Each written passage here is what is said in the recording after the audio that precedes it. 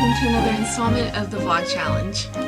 Today I asked Rebecca if she would do a food tutorial, something that she was just going to be making this week for her family. She's a really good cook, and so she read me her menu that she made, and I chose chicken teriyaki. So she went ahead and did a tutorial, and here you go. I hope you enjoy it. Alright, we're going to do chicken teriyaki. And this is a recipe I got from a Japanese cookbook, so it's pretty authentic. We're going to start with chicken thighs. And in the recipe, all the recipes I've seen, they always tell you to leave the skin on, but I just take it off just to cut that fat out, and it still tastes really good. So I don't think it really messes anything up.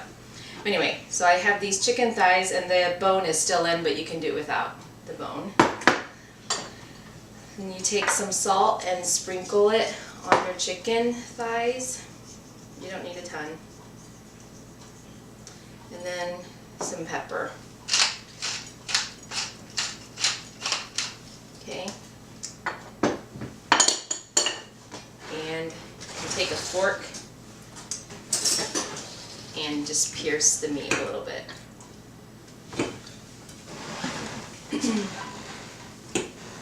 Just so it can, we'll get, when we add the sauce, it'll get some of that flavor inside. Alright, so that's what you do with the meat. Then I'm going to make the sauce really quick. It's so easy because all you need is sugar, soy sauce, and then this stuff that's called mirin, M-I-R-I-N. It's a sweet cooking rice seasoning. I have actually no idea really what it is. But anyway. And you can get that in your grocery store. I got this at Meijer in the Asian food section. I think you can get it at Walmart too, but any Asian market would have it too. So, but I found it at a Meijer, so you should probably be able to find it at a store like that. You're going to need, for this we're going to have, I have 6 chicken thighs. So we're going to put in 6 tablespoons. So that's kind of easy to remember. 6 tablespoons of the soy sauce.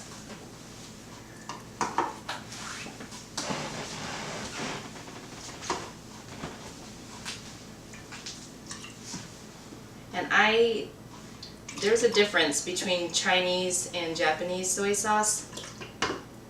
I think it tastes totally different, and I like the Japanese flavor better just because I'm from Japan probably.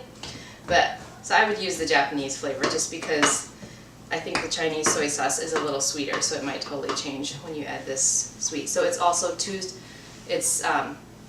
tablespoons of the mirin as well. So it's kind of easy to remember. You just do as many as the number of chicken thighs you're using. So the Japanese soy sauce, do you know that by brand, or it says it on the thing? I get the Kikkoman. It's K-I-K-K-O-M-A-N. I don't think it says Japanese. No, it does not. But anyway, that's the Japanese brand that makes the soy sauce. I think otherwise they tend to be the Chinese. Okay, so there we have it. 6 tablespoons each of the soy sauce and the mirin. And then we're going to put in 6 teaspoons of sugar. So that's one reason I like this recipe, because it's very easy to remember.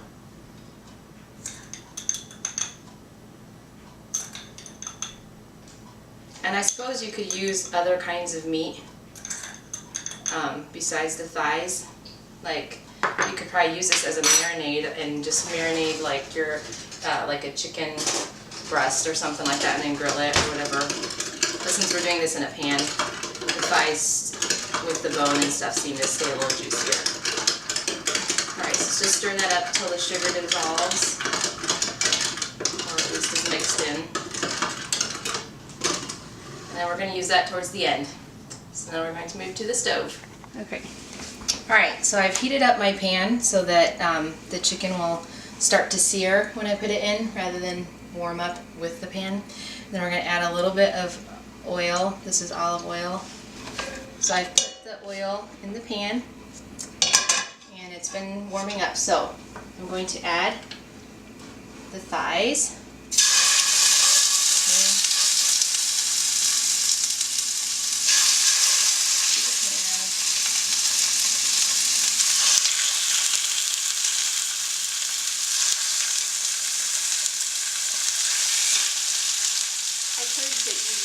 less oil if your pan is hot first. Yeah. Alright, so we're going to let those brown on each side and then we'll flip them. So we'll wait for that to happen.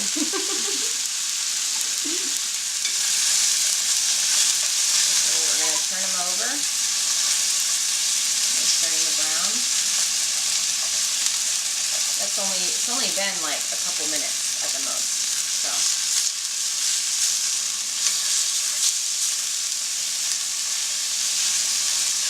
I heard Julia Child say once that your chicken's ready to turn when you can scoot it, like it moves on the pan. It's not sticking to it. That doesn't always work for me, so I'm not Julia, so but that's what she says. Oh, come on. I'm just a fan. So we'll wait for this side.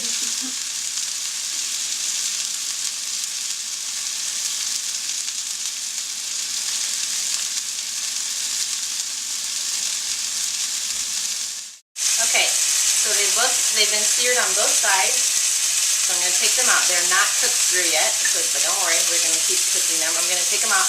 I washed my plate so it's not bloody anymore. So, okay, so we take that out. And then as you'll see, there's still like bits of chicken on the bottom of the pan. And we're going to take our sauce that we made earlier and we're going to pour it into the pan. Make sure all the sugar gets in there. That does not totally dissolve. And sometimes when I'm lazy, I don't make the sauce ahead of time. I just pour it in here at this point. So it doesn't have to be done. And that still works. Now, here, let me get a different piece. We're going to just stir this to get those pieces up off the bottom to deglaze the pan.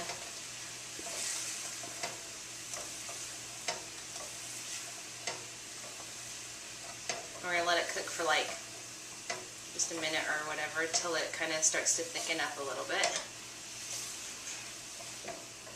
And then we will add the chicken back to the sauce.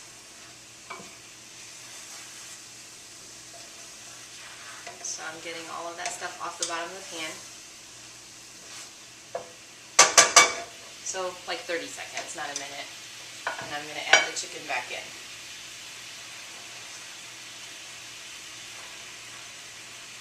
And then as it's cooking, because this will cook for probably another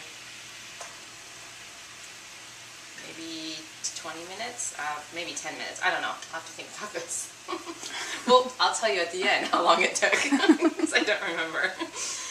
As it's cooking, though, you can take a spoon and kind of glaze the meat every once in a while, just so, or turn the meat. You can do either one, just so all sides of the meat is getting covered with the sauce. I'm going to turn the heat down just a little bit to like medium low or low, just so it's still simmering, but not like boiling like crazy.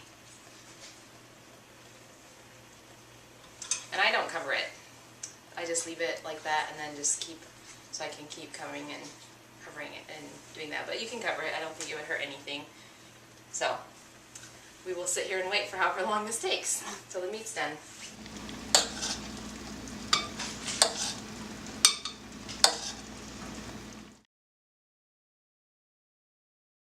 Okay, so it's been 17 minutes since I started this process, so I guess it was between 15 and 20 minutes.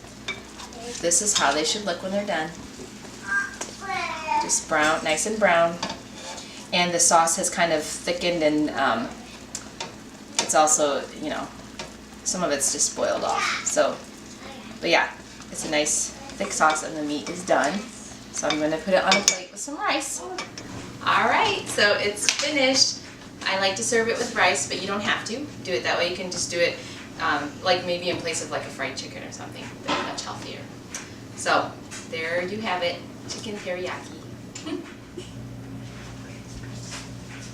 So as you can see, it was very simple. She actually let me eat some after we were done filming, and it was so good. So I highly recommend that dish. It obviously looks really easy, and it's pretty healthy. I think you can probably even make it healthier by using like a low sodium soy sauce or something like that. But anyway, hope you enjoyed it, and hope you come back tomorrow for another vlog with me. Alright,